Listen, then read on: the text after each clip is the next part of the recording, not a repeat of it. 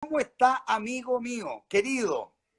Bien, pues con ganas de conversar con usted, oiga, la última vez conversamos 2 horas y no podíamos parar.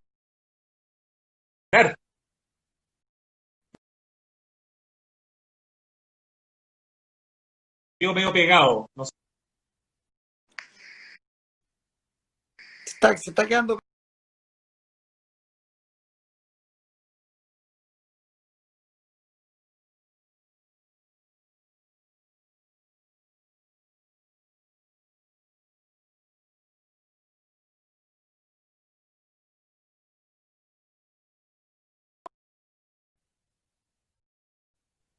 Vamos a Te ver, vi vamos a ver. conversando con Coco Legrand la semana pasada, creo que sí, me encantó la conversación. Qué tremendo el Coco, qué buena conversación contigo. Felicitaciones. Gran conversa, le sacaste cosas que yo no conocía del Coco y eso me encantó. Sí, sí. No, Coco Legrand es un grande, un grande. Ahora, mira, Una bestia. sí, un ícono, una especie de coloso, ¿te fijáis? Así es. Sí, no, además, ¿sabéis lo que tiene? Es una persona súper buena onda. Yo he tenido la suerte de conocerlo, de conversar con él, y es re buena onda. Es súper humilde, Yo creo que para los que somos súper. mayores de 40 es un tipo muy importante en nuestras vidas y los que somos mayores de 45, los de 50 con más razón. Yo no sé si los cabros de menos de 25 tengan mucha conexión con el coco, pero Fuiste, para uno es un fuiste, gigante. fuiste subiendo el rango, ¿eh? Los mayores de 40, bueno, aquellos de más de 45, los de más de 50. Tú tenés más de 50 ya, ¿no? Tengo 51 cumplidos en mayo, así Ya. que soy absolutamente el segmento O que sea, conoce a Coco Legrand. Del eres 69, del año 69, entonces. del año Mira, 69, del 4 de mayo. ya. Así es. Mira, claro. Y entonces te tocó ese Coco Legrand magnífico de la década del 70, seguramente que lo alcanzaste a ver.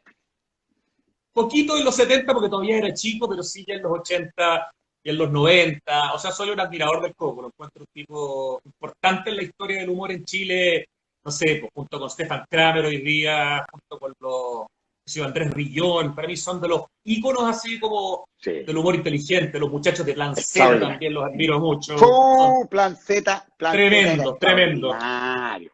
Ahí, Yo es que no me perdía Plan Z. me voy a poner un poco más de luz porque estaba medio en penumbra yo.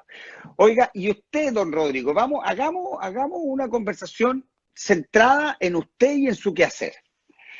Usted me dice Qué que honor, dígame. nació el año 69, o sea, un año bueno por donde se le mire, ¿no? Pero Perfecto, absolutamente, por todos perfecto. lados. Un año bueno por el lado que se le mire, así.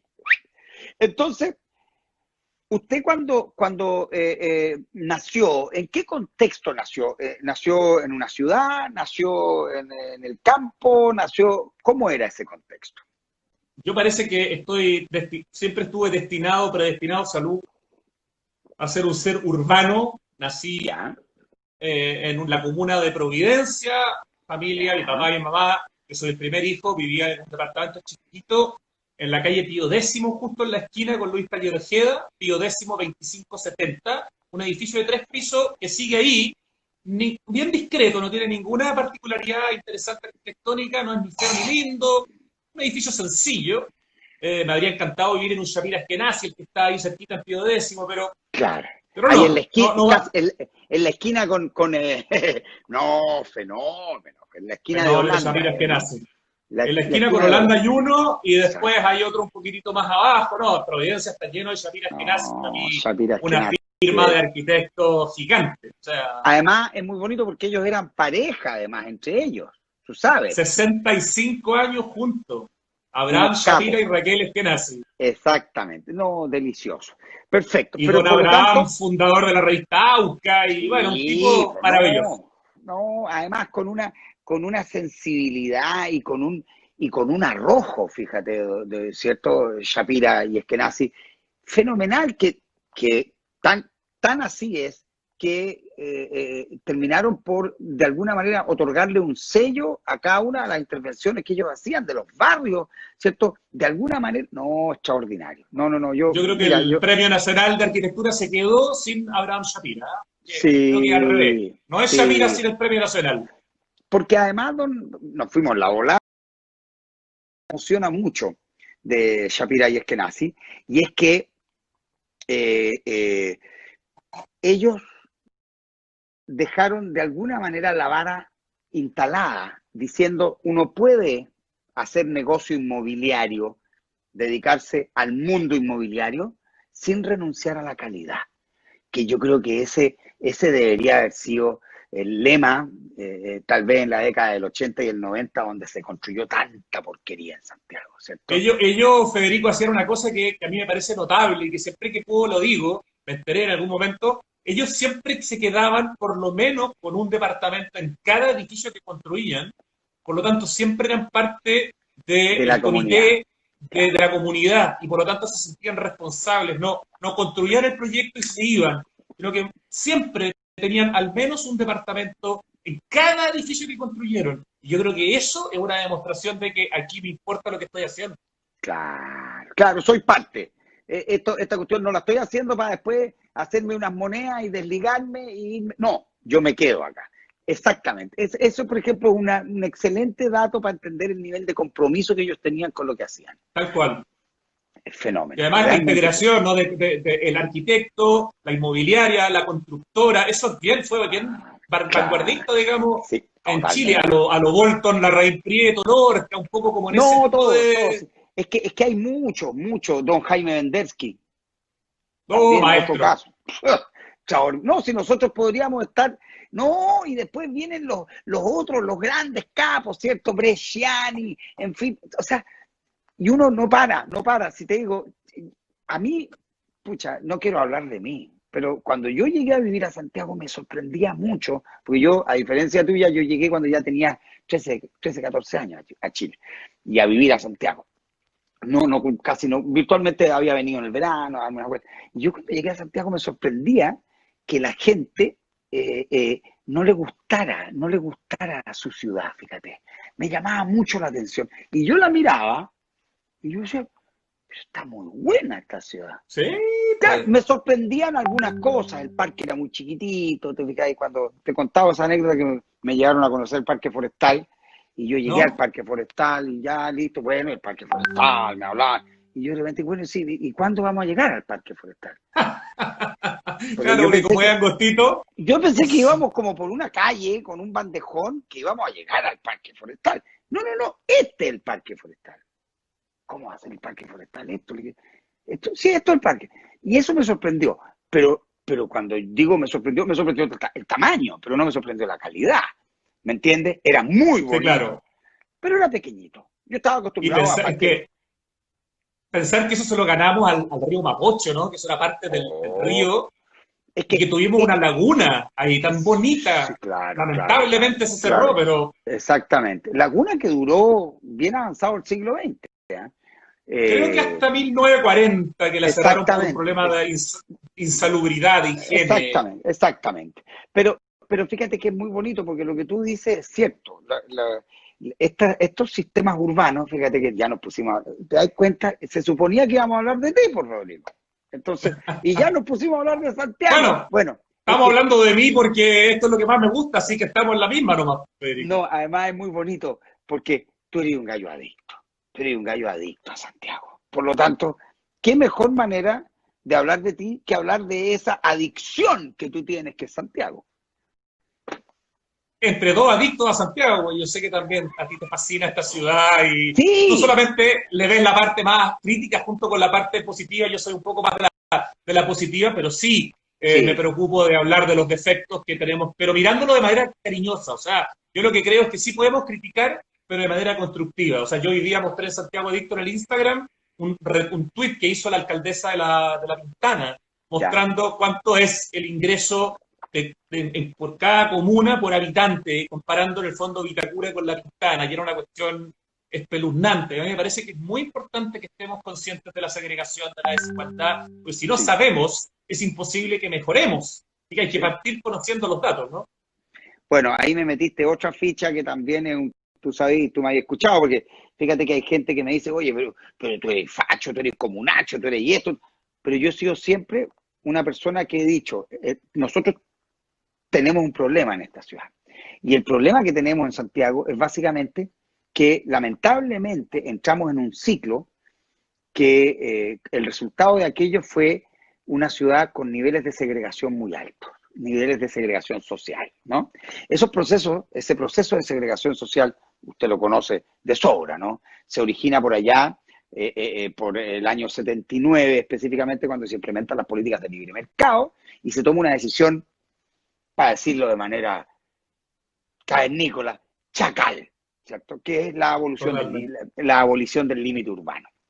Bueno, hay discusiones, hay quienes dicen que el proceso de abolición del límite urbano no fue tan incidente. Es verdad que hay distintas posturas. Es verdad que la ciudad venía creciendo sostenidamente desde la década del 60, ¿eh? Ojo, y en índices bastante preocupantes, aun cuando había límite urbano. Pero el mayor problema fue que se le entregó al mercado la responsabilidad de la regulación de los procesos de desarrollo, crecimiento y expansión de la ciudad. Y eso fue muy nocivo. Lo otro, a propósito de lo que usted está diciendo de La Pintana, que nada menos La Pintana fue parte de ese proceso, fueron los procesos de erradicación que Las se comunas llevaron que a se cabo. inventaron Claro, prácticamente en es que, dictadura, claro, ¿no? O sea, se casi inventaron, duplicamos la cantidad de comunas. se inventaron porque se llevó a cabo un proceso de erradicación, ¿cierto? Así es. Masivo, a partir también del año 79 y específicamente la comuna de La Pintana fue del año 81, ¿no? Eh, pero lo insólito es que estos procesos de erradicación, que en algunos casos podrían haber tenido argumentos razonables, no eran razonables en cuanto se llevaba a esta gente que de alguna manera se localizaba naturalmente en ese lugar porque estaba cerca de su trabajo, pues era lógico. Si él era jardinero, ¿dónde se ponía a vivir? Cerca de donde estaban los jardines que él iba a trabajar, ¿o no? Lógico. Así es. Sin embargo, lo mandaron a La Pintana, pero lo mandaron a La Pintana sin el equipamiento suficiente y necesario como para llevar a cabo una vida razonable, si queremos, O sea, ¿no? sin nada. No es que sin el equipamiento necesario, sin Claro, porque absolutamente nada. claro, y entonces, y ahí viene el proceso también, agregado a esto, el proceso de municipalización, pues. Entonces, yo soy una persona que creo, que tengo la sensación de que tú eres parecido a mí, yo soy una persona fundamentalmente liberal. Yo creo en la Yo también. libertad, yo creo en la libertad, pero me parece que esos son pecados que uno tiene que partir por reconocer. Y lamentablemente, después de tanto tiempo que, claro, se vuelve a implementar el límite urbano, o sea, una serie, yo estoy tratando de evitar ponerme a hablar 2 horas y media de esto. Fíjate que todavía no hemos logrado entender el daño y el proceso, podríamos decir, sistémico, ¿cierto?, de daño que le hicimos a esta ciudad. Absolutamente de acuerdo. Esto, Hay esto, una.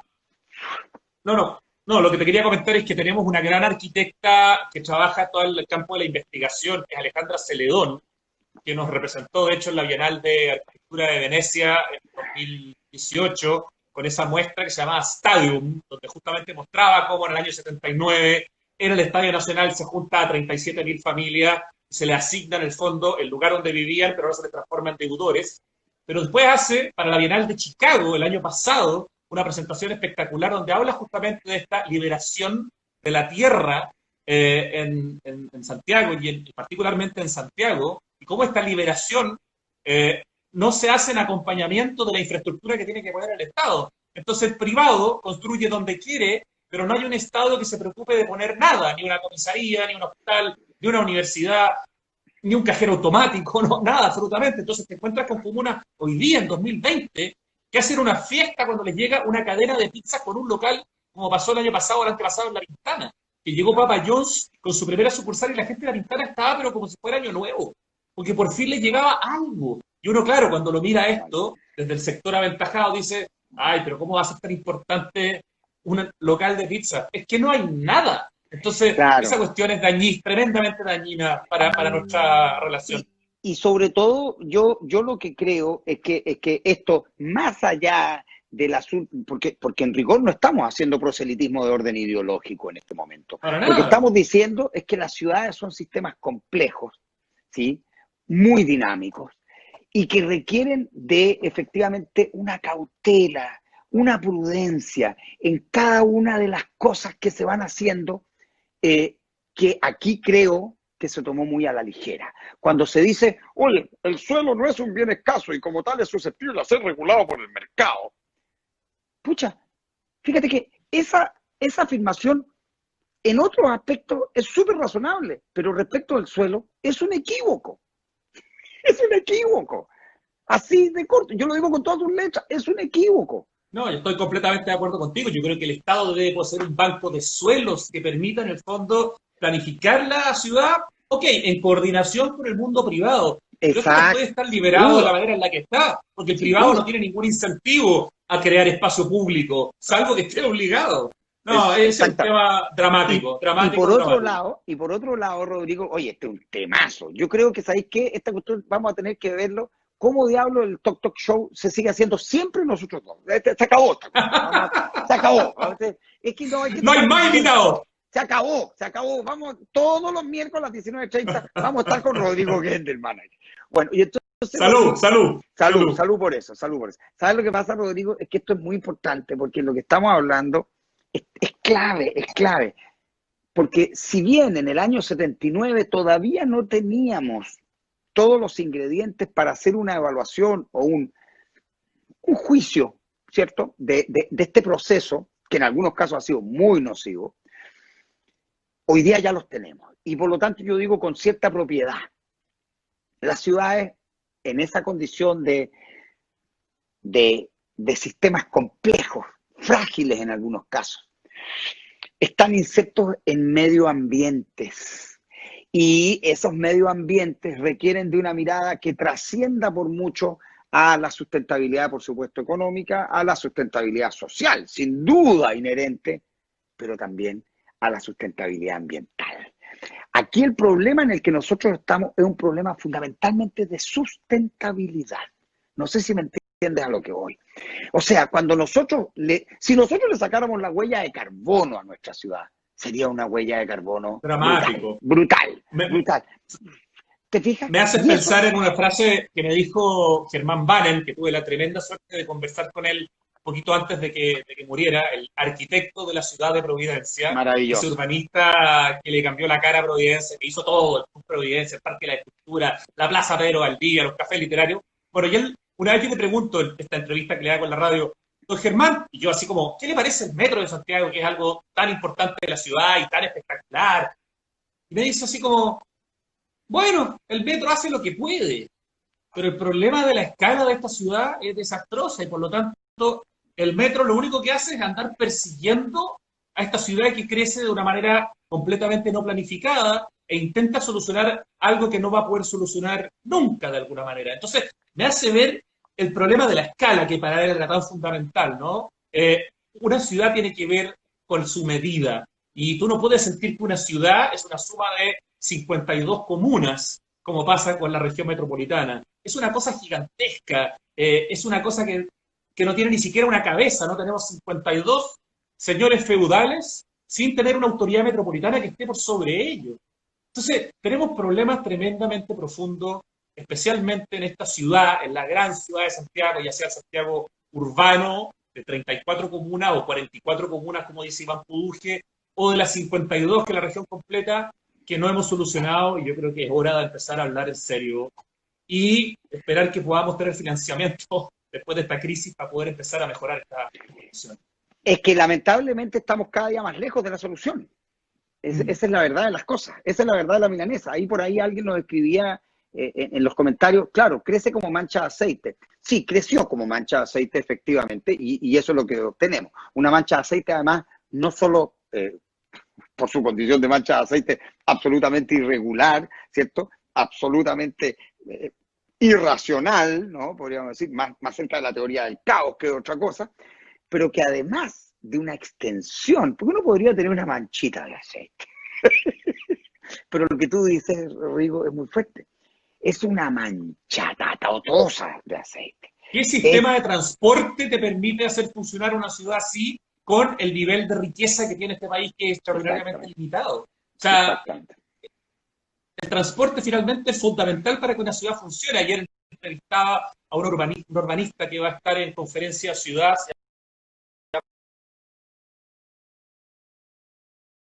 Y justamente hablábamos de eso, o sea, la ciudad para él es la ciudad donde está el mercado del trabajo. La gente se va a las ciudades porque se va a buscar pega. Es la principal razón por la que la gente va a las ciudades. Y ese es un fenómeno que no va a parar. Él decía, No. no hay nada más peligroso que estos planificadores urbanos que dicen, ya, esta ciudad tiene tantos millones de habitantes y no Aquí puede queda. crecer más. No, Entonces, yo no estoy de acuerdo tampoco. Las ciudades son desastroso. O sistemas sea, vivos, son sistemas es un sistema orgánicos, vivo. que sigue creciendo, sigue desarrollando. Yo creo que lo peor que uno puede hacerle a una ciudad es declararla cadáver, ¿cierto? Declararla Claro, cadáver exquisito. Esta cosa no se puede tocar. Tú ves lo que les pasa a las pobres ciudades europeas, ¿cierto? Estas ciudades inundadas de turistas que ya son verdaderas maquetas de sí mismas, ¿no? Como es Venecia, ¿no? Es una pena. Pero en ese sentido yo estoy totalmente de acuerdo. Y las ciudades contemporáneas, estas megápolis, no son solubles de los sistemas de transporte y movilidad. Y ahí es donde viene uno de los elementos más complejos, porque nosotros pasamos de una idea de ciudad que era un espacio odológico, O2 es distancia. Era un espacio que básicamente era medido por el pie, ¿no? claro. Y pasamos de la distancia al tiempo, fíjate. Y cuando pasamos de la distancia al tiempo, ese es un proceso de una complejidad brutal. ¿Te has fijado que la gente dice, yo vivo a 10 metros? Perdón, yo vivo a 10 minutos del metro. ¿Te has fijado que la gente dice eso? Ya la medida es el tiempo. Es increíble. Ese es un fenómeno extraordinariamente profundo. Ahora, pero me van a retar los auspiciadores. Tú sabes que tengo auspiciadores y además con un nivel de tecnología extraordinario. Uno de Ay, por ellos es favor. Weber. Mira, mírate por favor, son carteles y que los tuve que imprimir al revés para que se puedan leer. Weber ¿Qué son nivel? pegamentos para la construcción. Pegamentos para la construcción, para Perfecto. los cerámicos, para los muros cortinas. Son número uno en pegamento. Y lo otro es toktok.com, que tú los debes conocer, ¿cierto? Por supuesto Toktok.com, que los conozco. una Manejan muy plataforma bien el mundo inmobiliario, ¿no? maravilloso, porque además es una plataforma que te permite comprar, vender propiedades, avisar las tuyas, arrendar, ver barrios buenos, porque tenéis todos los índices, desde servicios, transporte, lo que estábamos hablando, por supuesto, delincuencia. Todo está en toktok.com. Por favor, métanse, es realmente extraordinario toktok.com. Hacen unos estudios muy interesantes que me llegan cada cierto tiempo y la verdad que Sí, se aprende harto leyendo lo que hacen. Alain Berthaud se llama el urbanista que va a estar en perfecto, Conferencia Ciudad la próxima perfecto, semana. ¿Eh? perfecto. Eso. Rodrigo, volvamos porque me van a Dígame. retar. Me van a retar, Ya. yo estoy alucinado conversando contigo. Ya llevamos casi 30 minutos, pero mira, yo quiero que, tomando esta hebra, tú empiezas en Providencia y te ibas caminando, porque acuérdate que esto se llama historias de barrio, esta conversación. Entonces, Ah, ya. te ibas Ya. caminando al colegio, Mira, te llevaba tu papá. alcancé a vivir muy poquito en Providencia porque antes de cumplir los 3 años, Ya, y estamos chiquitito. hablando del año 72, o Dos, sea, un Chile bastante complejo, muy. mi padre postula y se gana la posibilidad de hacer un doctorado en Berkeley. Mi padre era ingeniero civil, estructural.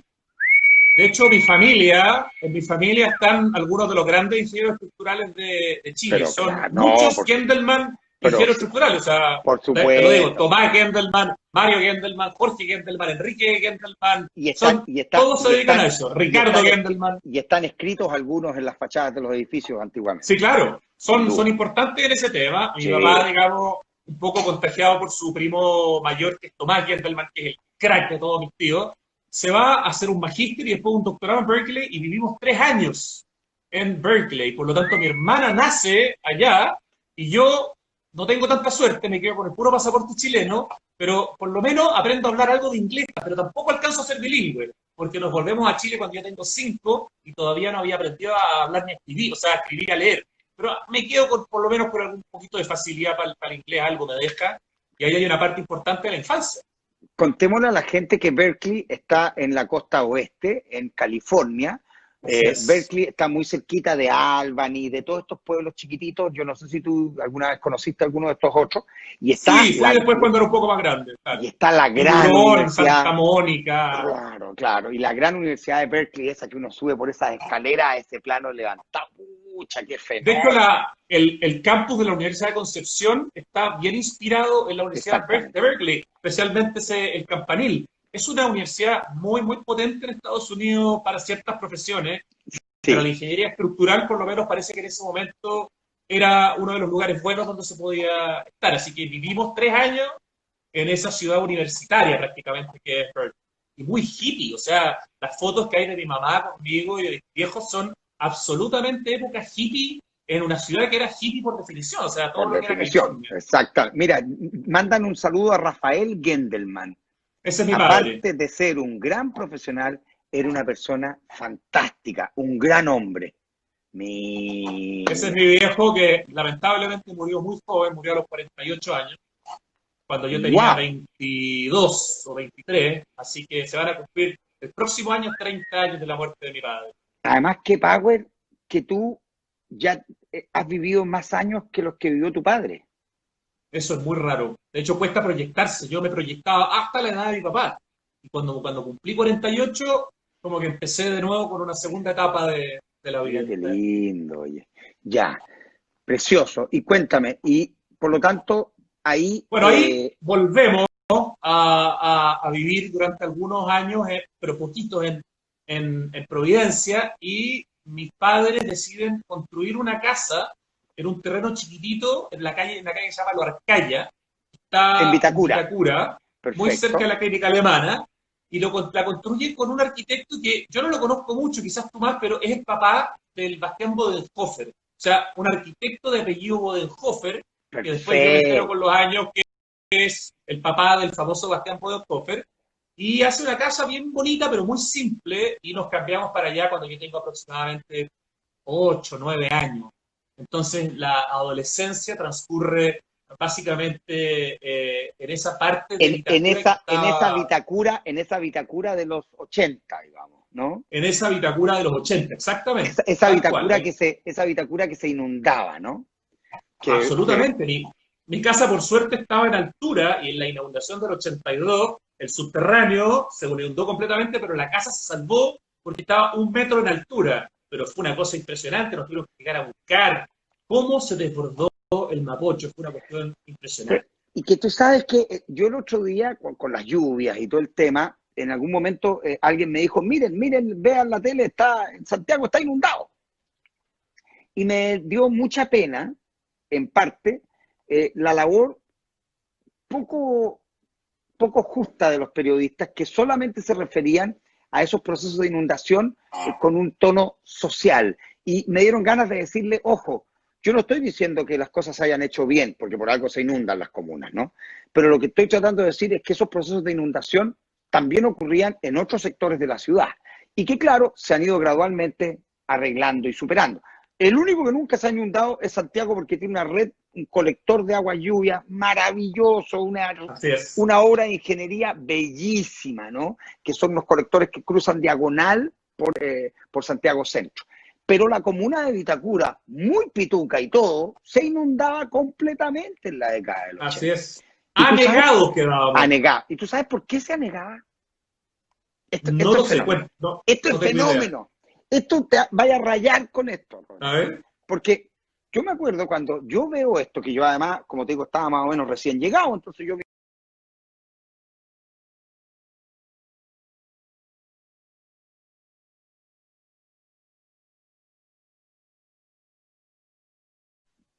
razonablemente, por lógica, debería estar en el sector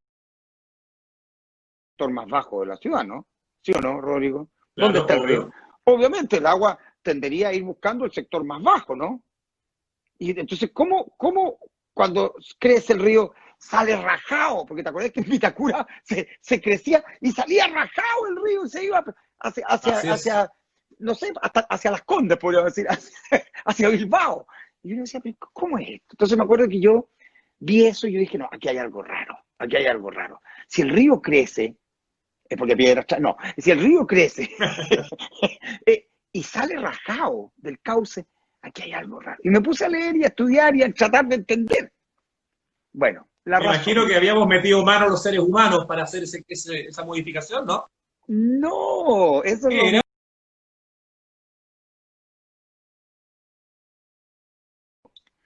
Es básicamente un río que arrastra mucho cachureo, mucho sedimento. Sedimento, ¿Cierto? sí. Perfecto. Si esto tú lo pones en una escala como corresponde, geológica, obviamente el río va pasando por este punto y va depositando cachureo. Y en ese proceso de depositar cachureo va aumentando la cota. Y llega un momento en que el río ya no está en el sector más bajo, sino que está en un sector alto.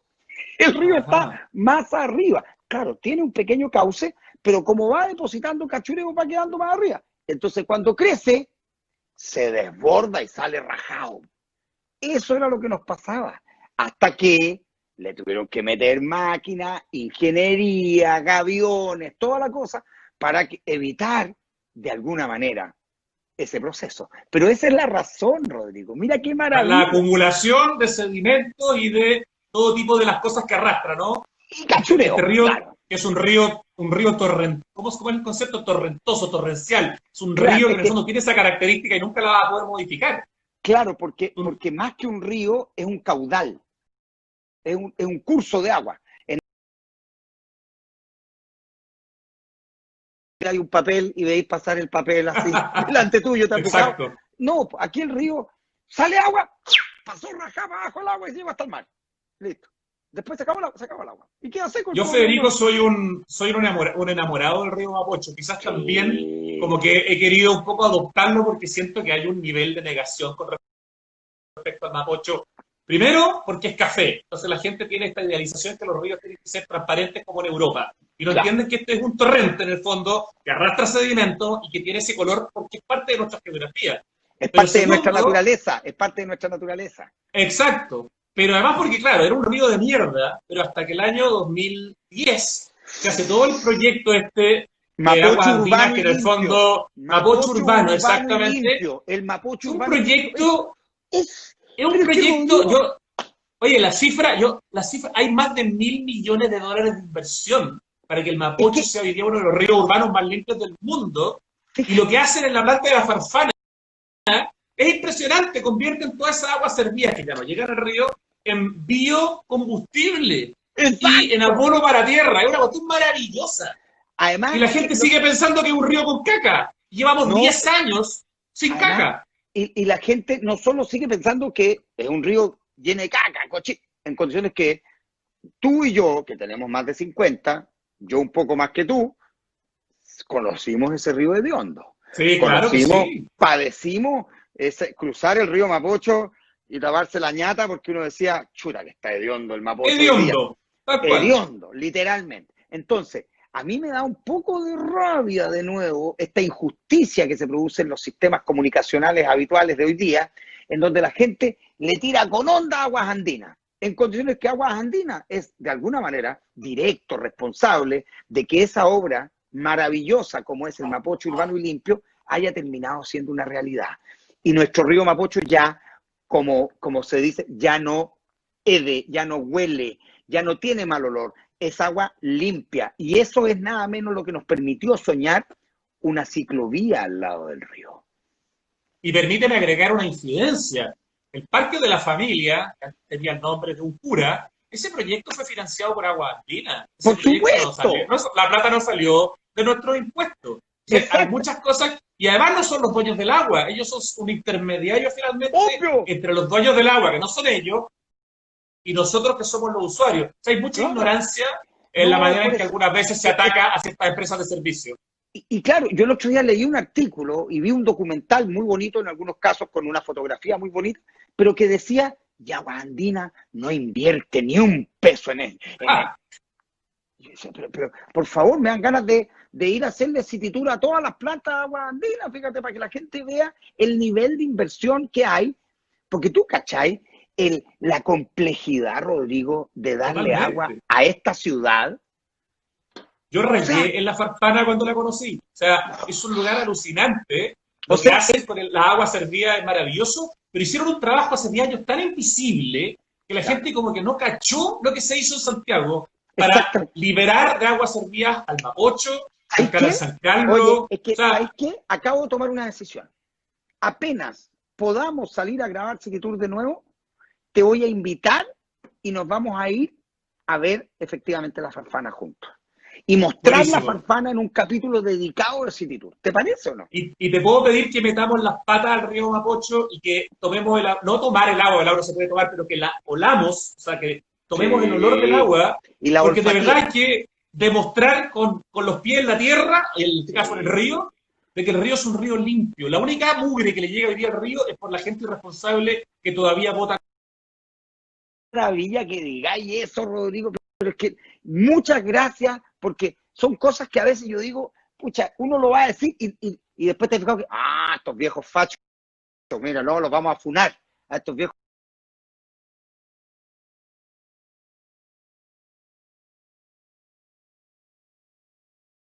No lo hicieron por iniciativa social, estimado Jorge, pero lo hicieron. Lo hicieron, ¿cierto? Lo hicieron. Entonces, está muy Así bien. es. Y está muy bien que el Estado le haya dicho, oye, muy bien, pero lo hicieron. Y está hecho. Y ese beneficio es para todos. Además, es muy bonito porque después de la Farfana, el río Mapocho se hunde y desaparece.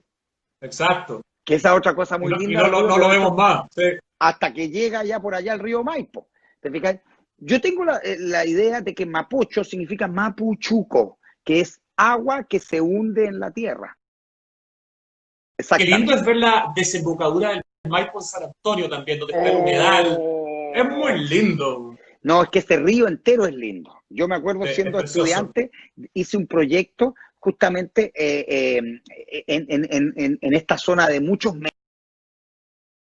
meandros casi antes de llegar a la desembocadura en Llolleo, ¿no? Muy lindo, muy lindo, muy lindo. Oye, sigamos, pucha, oye, es que sabéis que, fíjate que contigo tengo la sensación de estar hablando y conversando con gente potente, digamos. Una vez Un que honor.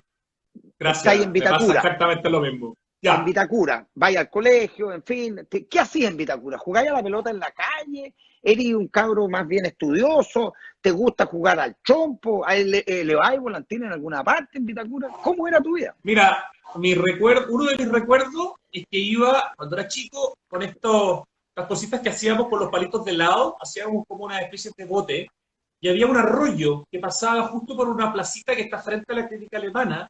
Yo me iba para allá y ponía mi barquito de palitos de helado y veía cómo lo arrastraba este arroyito chiquitito y después lo iba a recuperar. Esa era una de las cosas nerds que hacía en mi Qué infancia. Después cuando bonito. ya entro en la adolescencia, empiezo a buscar chiquillas ahí en el barrio para, no sé, pues, para ver si pasaba algo. Entonces Obvio. trataba de estar lo más posible en la calle para ver si pinchaba. O sea, tengo recuerdos como de los botecitos y después tengo recuerdos como de buscar la diversidad del vecindario, pero vivía harto dentro de la casa, digamos. Era un lugar, teníamos un jardín, mi mamá era una mujer que le gustaba mucho el diseño, el interiorismo.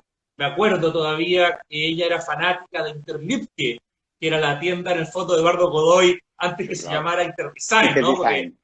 Interdesign y podía ahorrar durante 10 años para poder comprarse una mesa de internet. Entonces yo veía cosas bonitas en mi casa, la discusión entre mis papás no era menor, que mi viejo era austero, era ingeniero y mi mamá, ella quería gastar, entonces tenían una visión un poco que contrastaba. Pero vivíamos bastante en la casa, porque tenía un jardín chiquitito y era un lugar que se podía disfrutar bastante. Y a los 18 años me voy, y eso es una experiencia importante yo creo en mi vida, o sea, estuve un año derecho, me doy cuenta que Ya, no tengo nada que ver con esa carrera. ya. Tuve profesor a Carlos Peña, a todo esto, fue mi profe. Yo con ¿Qué? 18, Carlos Peña debe haber Oye, tenido 25. qué lujo, ¿ah? Qué lujo.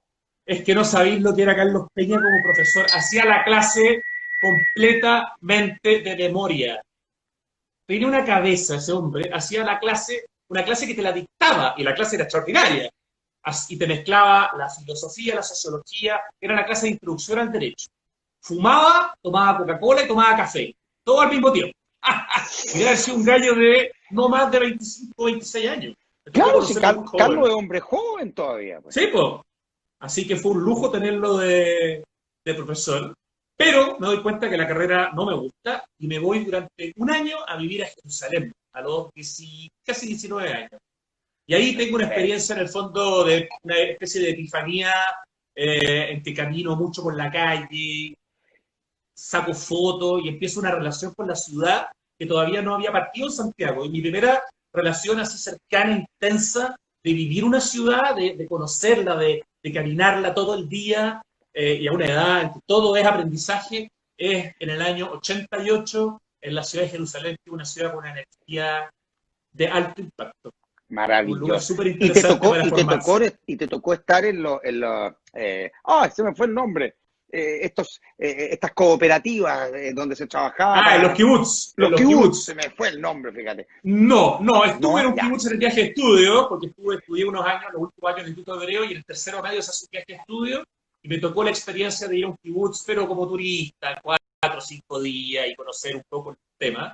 Pero no, en Israel, en Jerusalén, vivo en los departamentos donde viven los estudiantes de la Universidad Hebrea de Jerusalén, que es una universidad que está en un monte, en una especie de cerro isla, el monte Scopus, y con una vista. Entonces tú estás en una clase de historia mundial, y el profesor te puede indicar con el dedo y te dice, allá nos pasaron los romanos, no sé, una cosa increíble, porque como está en el cerro, se ve el Jerusalén antiguo, se ven los 4 cuartos, ¿no? El cuarto judío, el cuarto musulmán, el cuarto armenio y el cuarto católico. Se ve todo eso, se ve la escritura de Omar. Entonces, las Qué clases era bonito. ridículo, ¿no? O sea, te mostraban con el dedo lo que te estaban enseñando en el pizarrón. Pero me di cuenta que culturalmente para un chileno latino es una sociedad bien diferente y me vuelvo finalmente a Santiago y ahí entro a estudiar periodismo. Eso te iba a decir. Y ahí es donde toman la decisión de estudiar periodismo. Ahí tomo la decisión un poco porque no tenía muy claro lo que quería, pero sabía que no quería derecho y que era Ahora, humanista. pero Muchos entramos a periodismo porque no tenemos muy claro en principio lo que queremos hacer. Pero me gustó la Comparini carrera. me dijo, me acuerdo una vez una cosa parecida, que él había estudiado periodismo porque era una especie de comodín. Sí, es un comodín. Y muchos estudiaron Derecho primero, porque es como la carrera seria de la cosa humanista, en que puedes dejar contento a tus papás, por lo menos en esos tiempos. Y como no te resulta en Derecho, porque es una carrera súper estructurada y que tenés que memorizar todo, muchos terminamos después en Periodismo, donde la carrera es mucho más entretenida y es mucho más fácil. Pero también es más difícil que te pueda ir bien, digamos. ¿Y en qué sector de la ciudad estudiaste Estudié en la Universidad de periodismo? Diego Portales. Ah, Yo perfecto. O soy sea, segunda, soy fiel a la Sí, Portales, fiel. ahí en Soy Vergara. segunda generación de periodismo. Partimos en Ejército, después nos fuimos a Vergara, después volvimos a Ejército. Estuvimos en distintos lugares, porque éramos muy poquitos al principio. Y después, claro, esto fue creciendo y se fue transformando en una carrera con una buena reputación. Pero cuando a mí me preguntaban qué estudiaba, en esos tiempos yo decía periodismo. Entonces la gente me decía, ¿en la Chile o en la Católica? Y uno como que miraba para abajo y decía, en la Diego Portales porque eran universidades nuevas, ¿no? Muy Estamos nueva, hablando del claro. año 89, 90, pero por suerte resultó ser una buena universidad y una buena facultad y hoy día tiene un prestigio bastante bien ganado. Una gran universidad. Yo tengo el honor de haber trabajado durante muchos años en la Universidad de Diego Así Portales es. y haber estado en un momento súper relevante de la Universidad de Diego Portales, en la que efectivamente me sumé al plan de infraestructura, ¿cierto? Y vi cómo se hizo todo eso, me encantó. O sea, una experiencia extraordinaria. Trabajar además con dos personas que eran rectores en ese momento, como era Francisco Javier Cuadra y luego Carlos Ah, Peña. cierto. Con los dos yo tuve experiencias de verdad notables, porque era gente muy inteligente como ¿Y rectores. como De, decano te tocó Matías Clos siempre o como decano me tocó, claro, porque estuvimos en el proceso de transformación de esa escuela de diseño que por primera vez en la historia fundó una escuela de arquitectura. Era la primera vez en la historia de Chile que una escuela de diseño fundaba una escuela de arquitectura. Siempre había qué sido al revés. interesante? ¿Te fijas? Entonces fue muy bonito. Y la escuela de diseño que yo dirigía era una escuela de diseño muy grande, muy grande. Era la más grande de Chile y además, a toda honra en ese minuto, la mejor escuela de diseño de Chile. Extraordinaria. No, Qué bonito. realmente, no, muy bonito, muy bonita experiencia. Y por lo tanto te tocó vivir de alguna manera el incipiente barrio universitario de Santiago, ¿cierto? Fue súper importante para mí estudiar 5 años en el centro de Santiago, de que mi vida de ocio, en complemento con el estudio, fuera en esos barrios, fuera en el centro cívico, fuera ir a los cines cuando uno quería cambiar clases, se iba a los cines del centro de la ciudad. Vivir el centro de Santiago para no vivir como le toca hoy día a algunas personas que son privilegiadas, que en el fondo lo único que hacen es pasar de su casa en la Cota 1000 al colegio en la Cota 1000 y después a la universidad en la Cota 1000, y siento que te pierdes de alguna manera una parte del contacto con la realidad. A mí me gustó mucho, me pareció muy importante estudiar en el centro de la ciudad. Y además la UDP hizo una pega muy bonita de restauración, como decías tú, patrimonial, ¿no? La cantidad de edificios que Pues, se recuperaron. No era o el caso sea, de la Facultad de Periodismo, pero sí de otras facultades que eran espectaculares. pero tú ves cómo ellos recuperaron el Palacio Pibonca y lo transformaron en su Así es. rectoría. Y eso es, pucha, Oh, bien, muy, extraordinariamente muy valioso. meritorio. Y después hicieron una serie de obras de arquitectura muy, muy de vanguardia, que hasta el día de hoy son referentes de arquitectura de calidad, digamos, entre ellas obras Y de Matías cuando, Clots, de, claro, de Albano y Riquelme. Conoce a Pablo Riquelme y Renzo Albano, dos arquitectos jóvenes que son no realmente los un conozco. bombazo. El mismo Iñaki Volante, etcétera, etcétera. Gallo, Salud bueno, por Iñaki Volante, un grande. Ricardo Boaguat, en fin, ¿no? La escuela de Derecho, de hecho, la escuela de Derecho en la que efectivamente está ahí en República, Sí, esa la hizo Renzo Albano y Pablo Riquelme. Y al frente, la escuela de Arquitectura, Arte y Diseño la hizo Ricardo Aguaguay, la hizo ¿cierto? Ricardo Bogual, exactamente. Exactamente, exactamente. Oye, qué Que, fenómeno. Y llega un momento en que ahí tú dices, perfecto, salgo de periodismo y ¿para dónde fueron los boletos? lamentablemente no fue tan ideal porque yo estaba en tercer año de la carrera y mi Ya, viejo se muere de un infarto de un día para otro. Un domingo 14 de julio del año 91, mi papá se muere trotando en el Cerro San Cristóbal. De hecho, probablemente era en el Cerro La Pirámide, que había entrado por ahí. Mi viejo era muy deportista, era la segunda vez creo que estaba subiendo el cerro en el mismo día y un paro cardíaco lo mata. Entonces eso lo obviamente cambia, fulminó.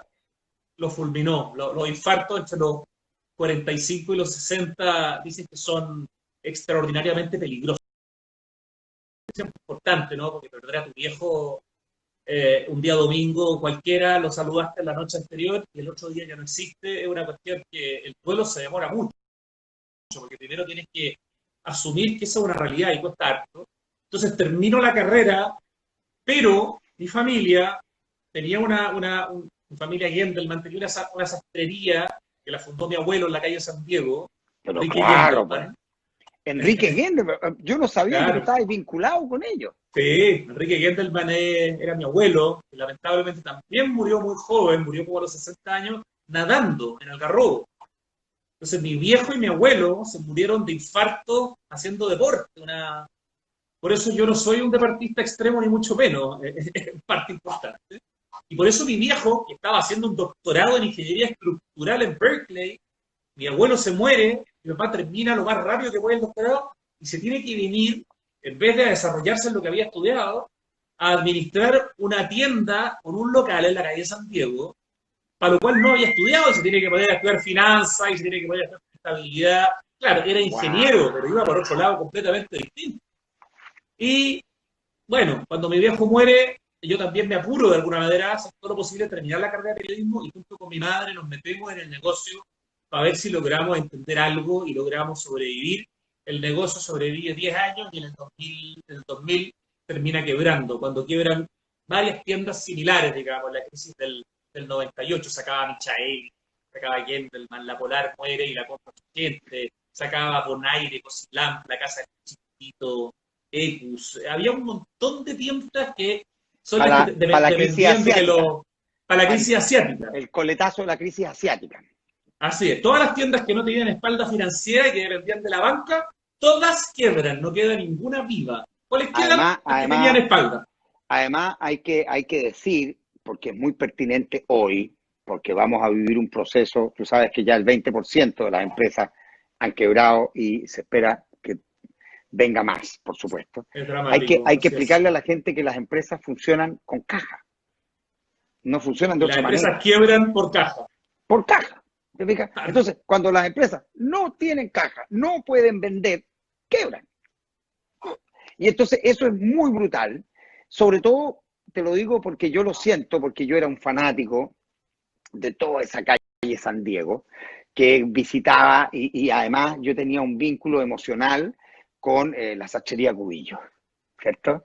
Que se acabó Porque recién. hace muy poquititos desapareció después de, Sí. imagínate, 80 y tantos años, la Sacchería Cubillo, en la que yo, mi fanatismo por la ropa, imagínate, yo siendo estudiante de tercero medio, hice una suerte de práctica laboral en Sacchería Cubillo, cortando, aprendí a cortar chaquetas, en fin, sanforicé como 40 cuellos al revés, me acuerdo de chaquetas, me llegó ¿ah? Pero te digo, yo gozaba en ese San Diego, gozaba en ese San Diego, me encantaba, entonces me da mucha pena, y imagino la pena que debes sentir tú, porque tú estabas comprometido emocionalmente con eso, ¿no? Mira, Y aparte, es raro, Federico. Es una mezcla de pena, pero también de alivio. Cuando ya, tu abuelo y tu perfecto. padre mueren de alguna manera, de manera tan traumática, en un mismo trabajo, uno siente que hay una especie como de maldición. Entonces, para mí, Ya, finalmente, la quiebra fue un ya, alivio. Por un ya, lado, claro, económicamente mi vida cambió diametralmente, pero por fin pude volver o empezar realmente en el año 2000 a trabajar de a poquitito como periodista y me saqué un poco ese karma encima. A mí no me interesaba, me puse a hacer un MBA en la Adolfo Ibáñez. Tuve 3 años estudiando un MBA y cuando terminé el MBA quebró la empresa, así que nunca lo pude poner en práctica, pero la verdad que ahora, fue un pero, alivio. pero ¿no te pasa que todo lo que uno aprende sirve? Sí, Yo, sí, yo no creo es en eso verdad, es verdad. del saber aplicado, fíjate. A mí me pasa que el saber aplicado, todo lo que uno aprende sirve. Yo tengo la sensación de haber estudiado cosas que nunca en mi vida apliqué, pero por Dios que me sirvieron, oye. Me Siempre me sirvieron por lo acuerdo menos, de dale, la dale, anécdota, dale. perdona, de Steve Jobs, en el fondo que contaba que tomó un cursito de, no sé si era el tipo de caligrafía o algo que tenía que ver como con el diseño de las letras, una cosa que la tomó, y eso fue fundamental para después darle el look y el diseño a los Macs. O sea, en el fondo, si él no hubiera tomado ese Exactamente. curso, y ahí entiendo que todo sirve. Lo que pasa es que lo pasé mal estudiando, porque odiaba hacer un máster en administración de empresas y tener ramos de matemáticas, de contabilidad, de finanzas, la verdad, no fue muy entretenido, pero sí estoy de acuerdo contigo. Todo sirve, todo queda de alguna manera, todo te permite apreciar después también mucho más las cosas. Pero sí, se Rodrigo, terminó una historia familiar ahí. y cuando empezáis a trabajar como periodista, asumo que empezáis a trabajar en distintos medios, ¿y en qué momento aparece Santiago Adicto? ¿En qué momento tú tenís el chispazo y tú decís, aquí tengo que hacerme cargo de esto?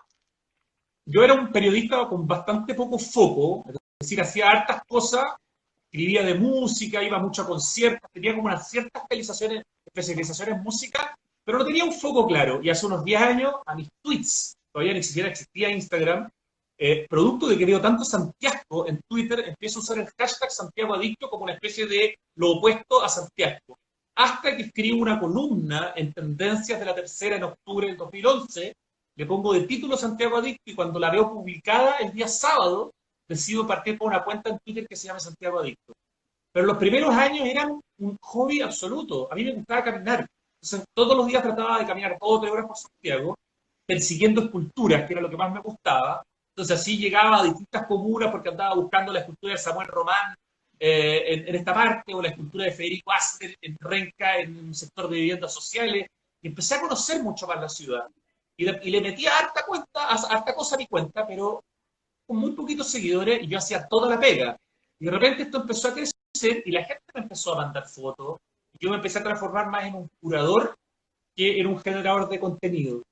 Y de a poco empezó a ser mi foco y hoy día yo digo, mi modelo de negocio es que Santiago Adicto me permite hacer lo que me gusta. Y ese para mí es como lo más lindo que me puede pasar, que es dedicarme todo el día, por lo que te pasa a ti, de poder hablar, de escribir y de comunicar de los temas que me apasionan. Entonces me siento absolutamente pagado. Esa es un Además, poco la historia corta.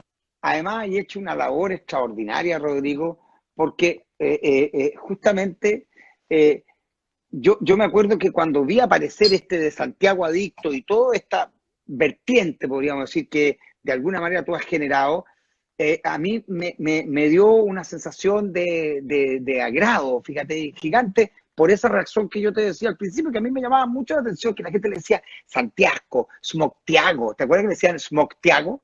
Eso no Entonces, lo había escuchado, fíjate, sí, ¿no? Smoctiago, me acuerdo que le llamaban Smoctiago.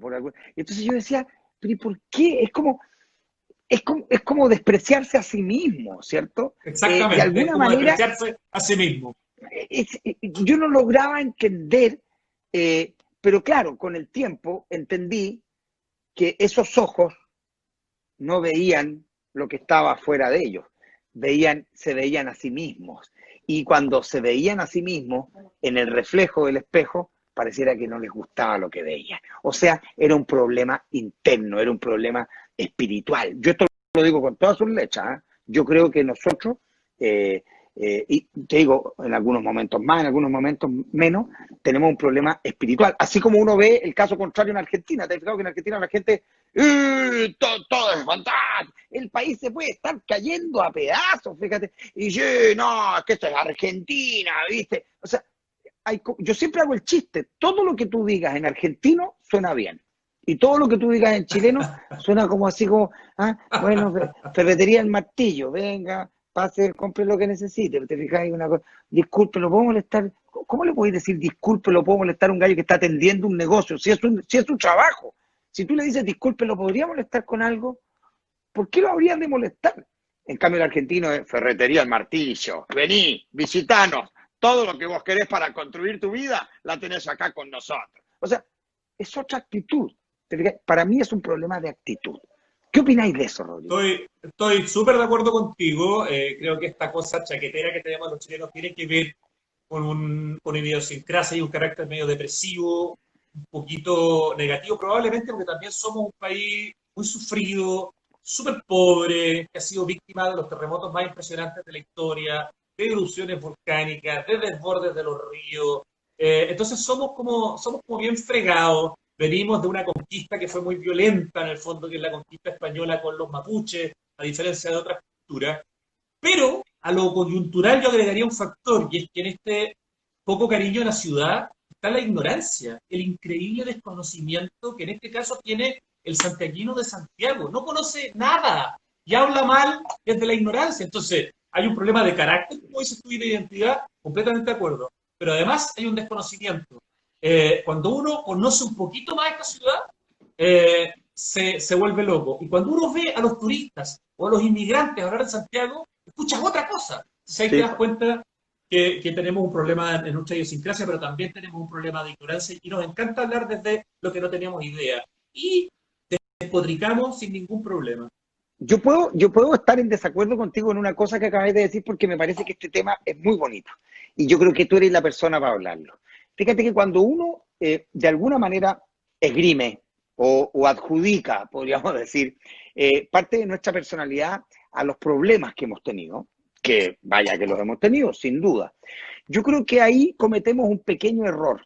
Yo creo que el problema no es la adversidad, porque la adversidad solo puede fortalecerte. No sé si me entiendes a lo que voy. En los sistemas biológicos, la adversidad, sin ir más lejos, los músculos, ¿cómo crecen los músculos? Maltratándolos. Si es que yo soy Te condescendiente entiendo. con mi bíceps, el bíceps cada día es más pequeñito, más débil, ¿no?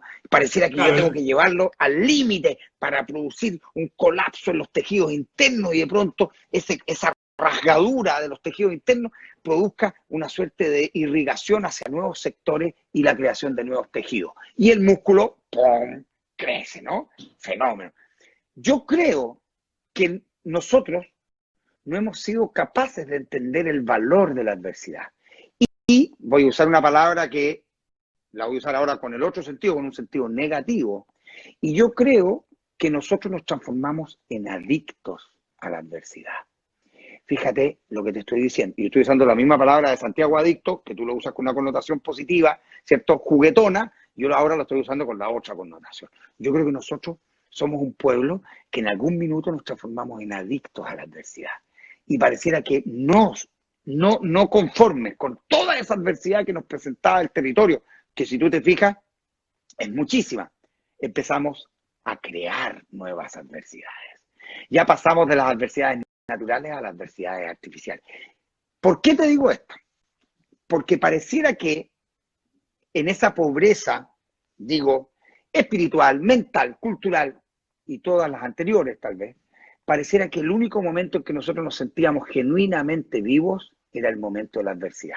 ¿Estás de acuerdo conmigo? ¿Te has fijado cuando hay un terremoto en Chile? ¿Qué es lo que pasa? Se acabaron los problemas. Mira Nos las cosas unimos, raras. ¿no? Durante algún Todos rato somos unidos. como... ¡Vamos, vamos, Chile!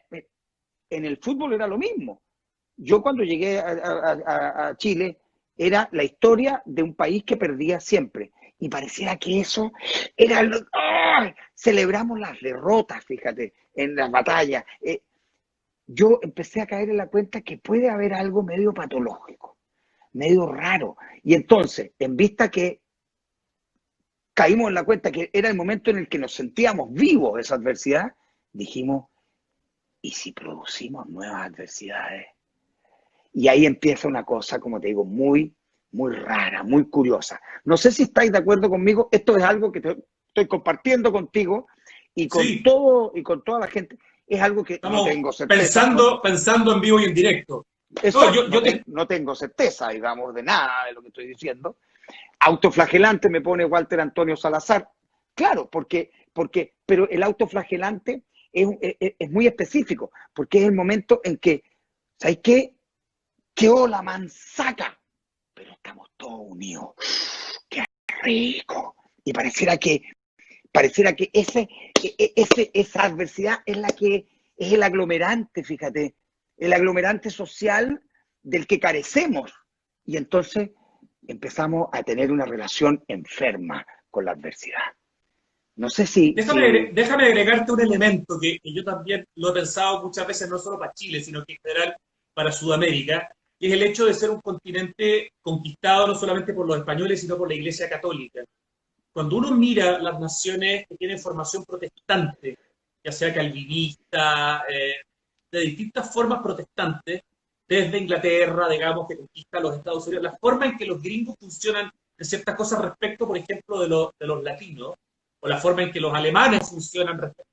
Creo que la formación católica también ha tenido que ver con esto de despreciar al exitoso, con esto de que no podemos hacer fortuna en esta vida, sino que lo importante es la vida que viene después. Creo que la enseñanza católica puede tener muchas cosas buenas, estoy pero creo que totalmente de tiene una acuerdo contigo. componente súper complicada y que es en el fondo Totalmente, poder sentirnos contentos del éxito. En este país somos totalmente. extraordinariamente chaqueteros con el que le va bien. Y eso Claro, tiene que ver, creo yo, con esta raíz católica versus esa raíz protestante donde el éxito se premia porque sí tiene sentido en esta vida y además puedo a través de la filantropía devolvernos. Acá no somos filántropos y tampoco nos alegramos del éxito del otro. Yo creo que ahí la absolutamente. raíz Tienes religiosa, razón. cultural es tremendamente importante. Entonces, comparto tu opinión, le sumo este factor.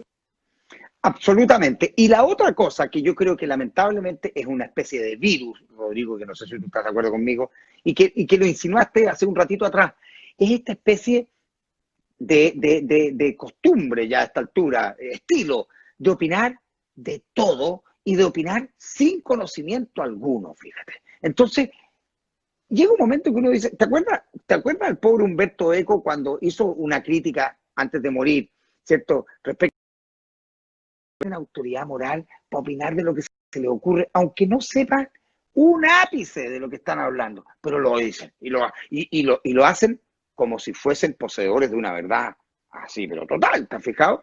Es muy brutal eso. Eh, Más en la era del Twitter, más en la era de las redes sociales, donde la gente se siente con un poder de opinar de lo que sea, en condiciones de que hay que ser súper prudente. Hace un rato atrás salió un comentario aquí que decía que la ciudad estaba mal planificada, que Santiago estaba mal planificado. Yo no sé a qué se refería, pero yo tengo la sensación de que Santiago es una ciudad bastante bien planificada, que se han cometido errores como los que hablamos al principio, sin duda,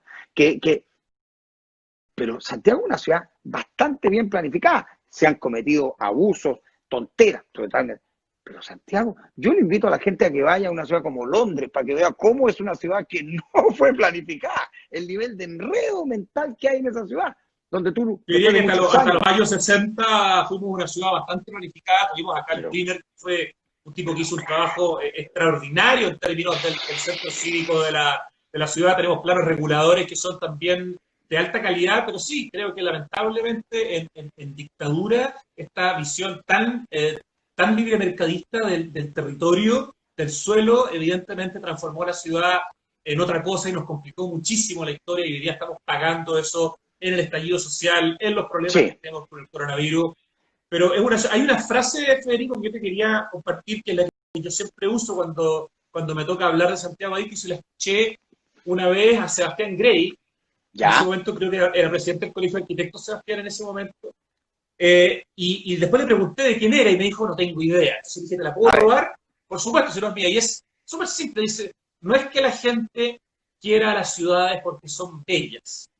Las ciudades son bellas cuando la porque la gente las gente las quiere. quiere, Para mí, exactamente. eso es como la definición de lo que yo hago y creo que en parte es súper importante lo que tú haces también. Absolutamente. Y creo que las personas que tenemos una visión propositiva, constructiva y con algún grado de conocimiento, tenemos una gran oportunidad en este mundo de tanta gente que habla sin tener idea y tan destructivamente. Yo estoy seguro que las comunidades, las personas, que proponen algo de manera cariñosa, que critican también desde el cariño, entendiendo que la ciudad es como un ser querido, tiene defectos, pero critiquémoslo desde el cariño, no desde la virulencia, tenemos también una oportunidad importante en este mundo, digamos, de ciegos, los tuertos positivos, tenemos un ojo que ve mucho que los demás no ven, así que también hay una oportunidad dentro de este basural, ¿no? Además, es precioso lo que acabas de decir porque está claro que la belleza está en el ojo de quien mira, porque la belleza es un asunto cultural, que Así es es. parte de lo que tú estás diciendo. Uno, fíjate que yo siempre cuando la gente me invita a hacer charlas y de pronto elijo este tema de la cultura, digamos, porque para que se entienda, que yo le trato de explicar a la gente, a ver, ¿para qué sirve la cultura? Primero, lo mejor de la cultura es que no sirve para nada. Eso es lo mejor de todo, ¿cierto? Y lo segundo, la cultura agudiza tu visión. O sea, cuando eres más culto, ves más y mejor. Mira qué maravilla. ¿Por qué? Porque al ser culto, eres capaz de entender aquello que ves y desde eso elaborar un relato, un discurso, una propuesta. De eso se trata. La cultura es nutrición del espíritu, pero también de nuestros ojos, ¿te fijas? Y eso es lo que yo trato de explicarle a la gente. La cultura no se trata de saber más por saber más, no, se trata de que la cultura te hace más feliz. Y eso Déjame, es exactamente lo que tú estás diciendo. y te agrego una cosa que yo creo que es fundamental. La cultura te permite darte cuenta de todo lo que no sabes y te hace mucho más humilde. La Exacto. ignorancia es la que te hace prepotente.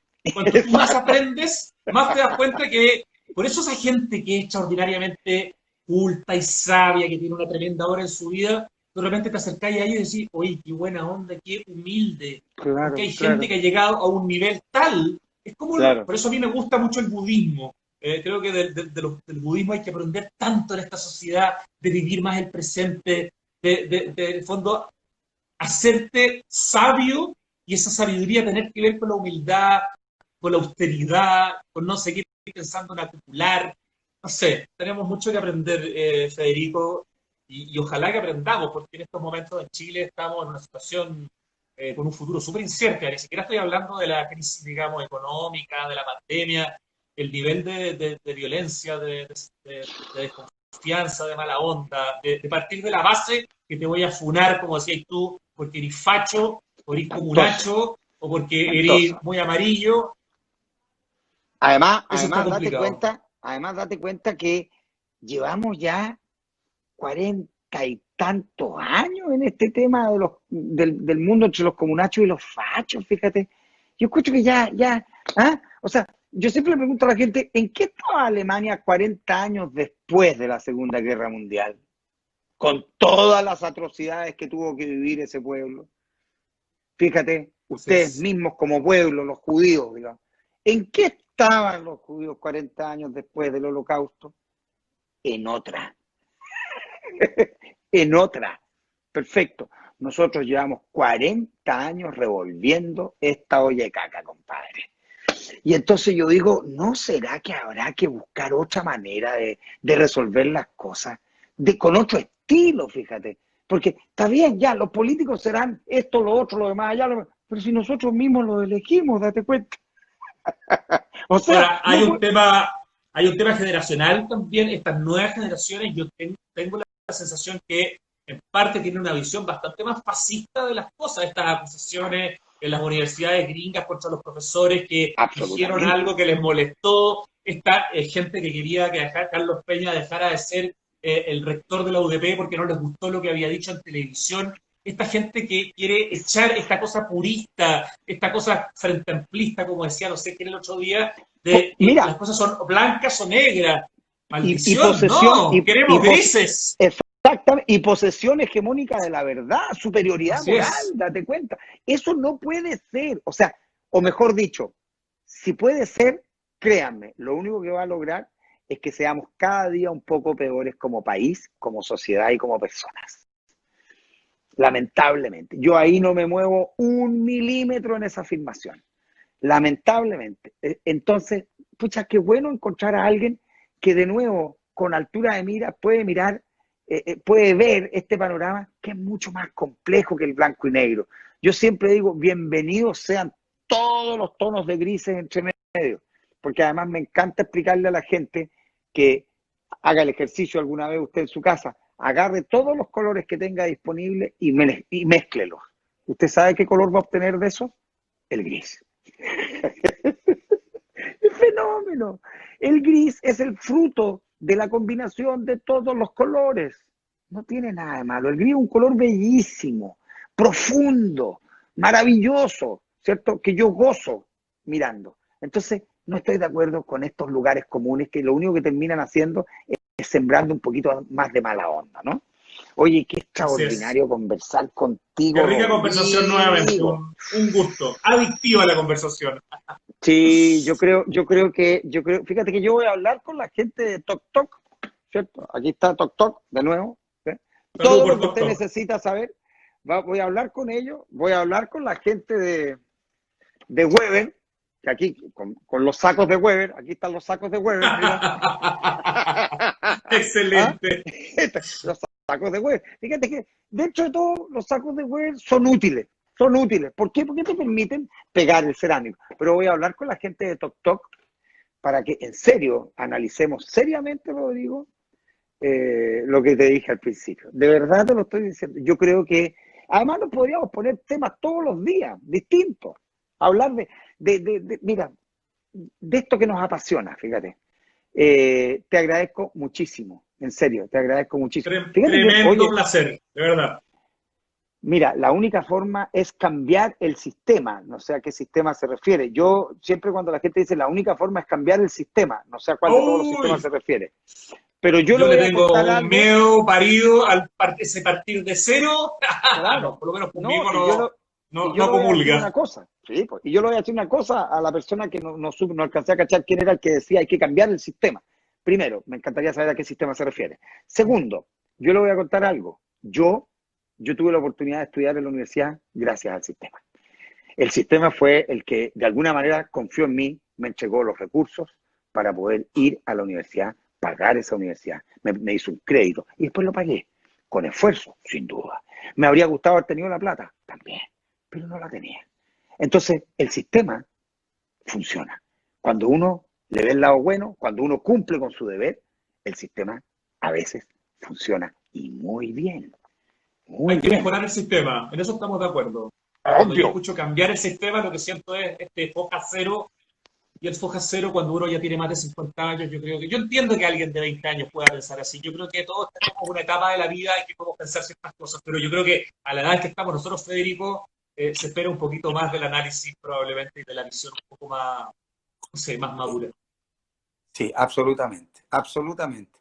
Oye, muchas gracias a todos los que nos acompañaron en esta conversación. Me sorprende porque hemos estado ahí en 350 personas en todo momento, más, un poquito menos, pero mucha gente ha estado con nosotros, varios miles de personas nos han acompañado, están diciendo que se repita, excelente nivel los dos, le agradezco mucho. Un placer escucharlo, muchas gracias, doña Marten Carla, una cosa así. El sistema no existe, dice Cote Peña. Perfecto. Por favor, repítanlo. Quedamos bañados de experiencia y cultura. Maravilloso. ¿Rechazo acaso? ¿De qué habla, por favor? Por favor. Increíble conversación. Qué manera de estar de acuerdo con usted. Fenómeno, aunque no necesariamente tiene que estar de acuerdo con nosotros. Exacto. Se trata de respeto. Eso es justamente, diálogo significa que hay dos posiciones, ¿cierto?